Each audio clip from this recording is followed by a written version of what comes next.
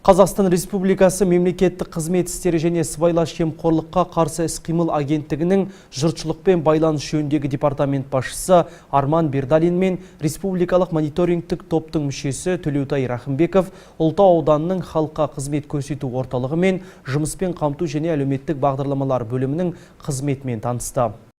Халыққа қызмет көрсету орталығында қонақтарды жұмыстың барысымен орталық директоры Ренат Мұсабеков таныстырды.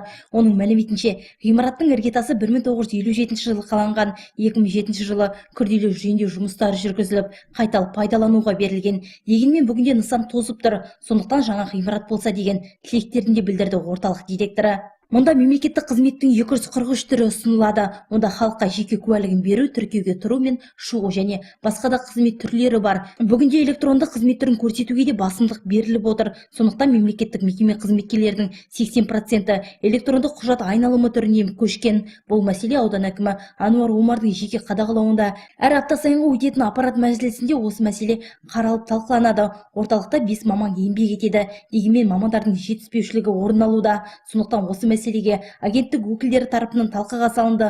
Оны шешу жолдары келешекте қаралатын болып жоспарланды. Бүгінде ел аумақтарында мамандырылған халыққа қызмет көрсету орталықтары ашылып жатыр. Мұндай орталық аймақта пайдалануға берілсе деген ойлар жеткізілді. Орталықтың басшысына халықты сауаттандыру мәселесін алға қою керектігін міндеттелді.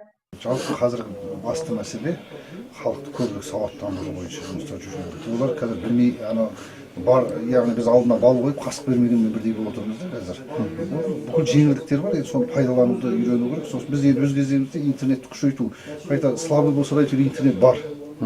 Бар облыстар, оларда мүлдем интернет жоқ облыстар бар мысалы. Бірақ оны біз республикалық мониторингтік топпен бірігіп, жаңағы тиісті министрліктермен жүргіземіз. Сіздер өз тараптарыңыздан келіп тұрған жұмыстарды істей беру керек.